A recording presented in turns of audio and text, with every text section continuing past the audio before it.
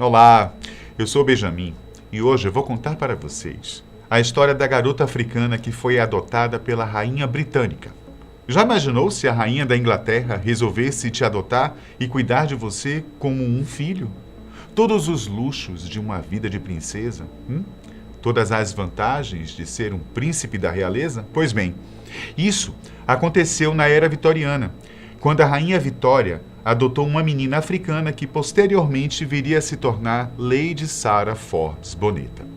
E para começar essa história, vamos fazer nossa primeira parada no continente africano em 1850, onde, em uma das visitas das tropas inglesas na região de Daomé, que posteriormente viria a se tornar o país de Benin, foi encontrada uma menina sendo mantida como prisioneira. Foi então que Frederick E. Forbes, capitão da Marinha Real Britânica, ficou abismado com a atitude do rei Gezo, líder da região. O rei então explicou que a garota Aina, de apenas 7 anos, era uma princesa e havia sido capturada após um ataque a um povoado rival. O conflito teria acontecido 2 anos antes em uma aldeia de Egbado, na atual Nigéria. Com a morte dos reis de Okeodan, Aina teria sido capturada e tida como uma espécie de troféu, se tornando uma escrava valiosa do reino de Daomé.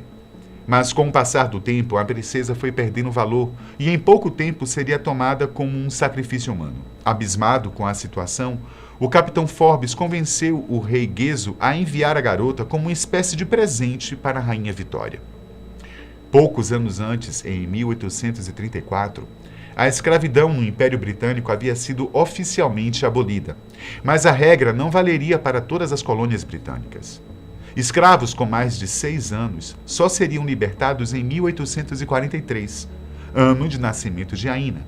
Mas mesmo antes desse período, o Reino Unido já fazia muita pressão para que outros impérios também realizassem a abolição da escravatura. E o ato da própria rainha adotar uma criança nigeriana seria muito bem visto na comunidade internacional. Nas palavras do capitão Forbes, a extraordinária criança presente africana era, de fato, um presente do rei dos negros para a rainha dos brancos. Após isso, ele mesmo a nomearia como Sarah Forbes Boneta, em uma homenagem ao seu próprio navio HMS Boneta. De volta ao Reino Unido, a rainha Vitória e o príncipe Albert receberam a recém-chegada Sarah, como passou a se chamar no castelo de Windsor. Já em pouco tempo, Sarah dominava a língua inglesa e demonstrava um talento natural para a música, além de mostrar inteligência impressionante para outras áreas do conhecimento, recebendo inclusive uma educação paga pela própria realeza em uma escola de Freetown. A jovem criança já atraía olhares da rainha que, deslumbrada com sua capacidade, nomeou Sarah como sua afilhada.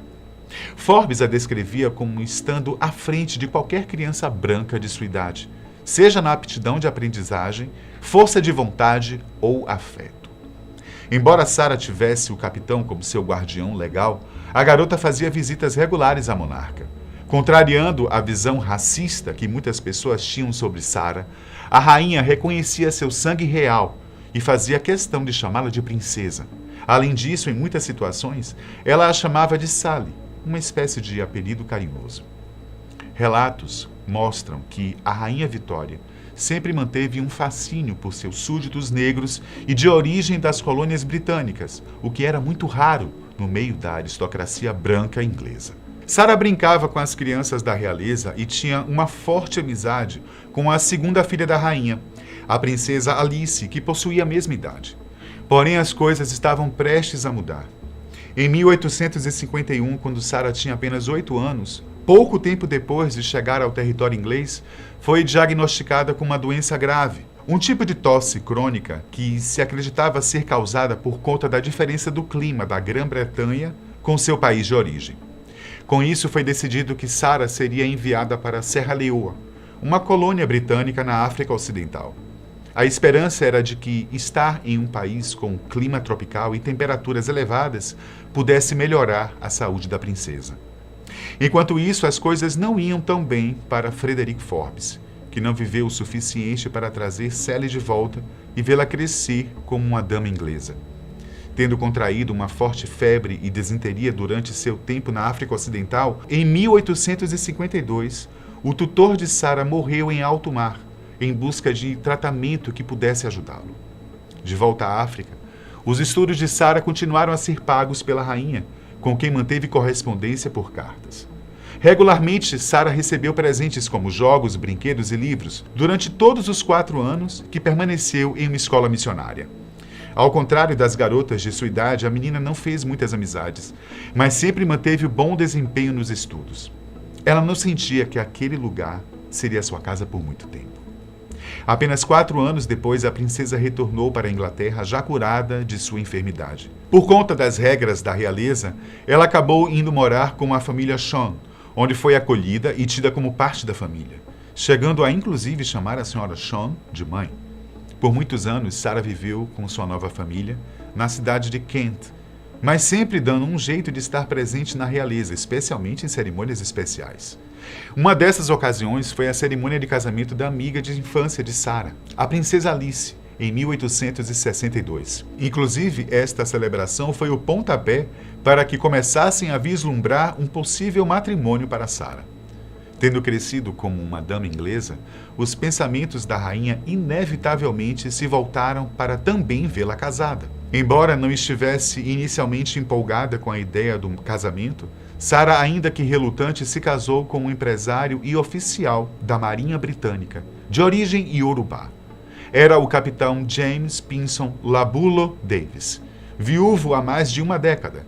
Sendo ele um homem nobre e desimpedido, e com uma aprovação da rainha, não havia como recusar o pedido. E assim, eles tiveram um grande casamento realizado na cidade de Brighton, na Inglaterra.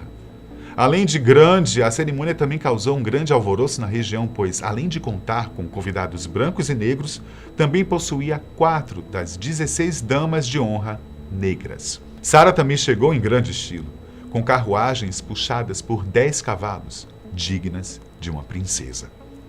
Depois da cerimônia tumultuada, a vida de casada deixou a princesa mais contente do que se podia esperar. O casal se mudou para Freetown, capital da Serra Leoa, onde em 1863 ela deu à luz a uma filha, Victoria Davis, cujo nome havia sido escolhido em homenagem à rainha. Após o nascimento de Victoria, o casal se mudou para Lagos, na Nigéria, onde tiveram mais 2 filhos, Arthur e Stella. O capitão James manteve sua vida como um empresário e Sara se tornou uma professora.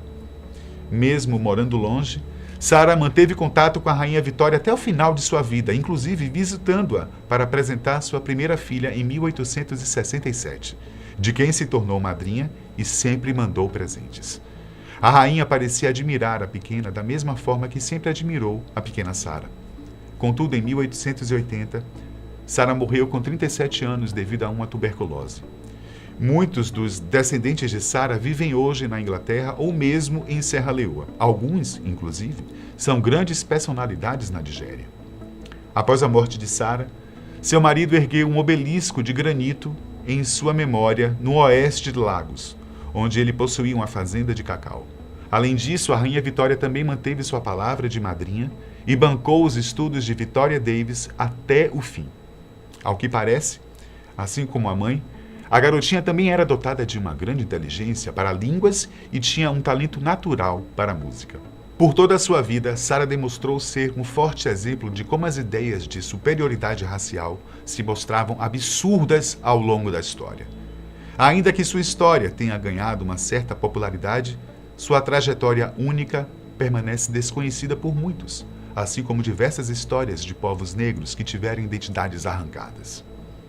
Eu me despeço por aqui e agradeço por sua companhia. Até o próximo.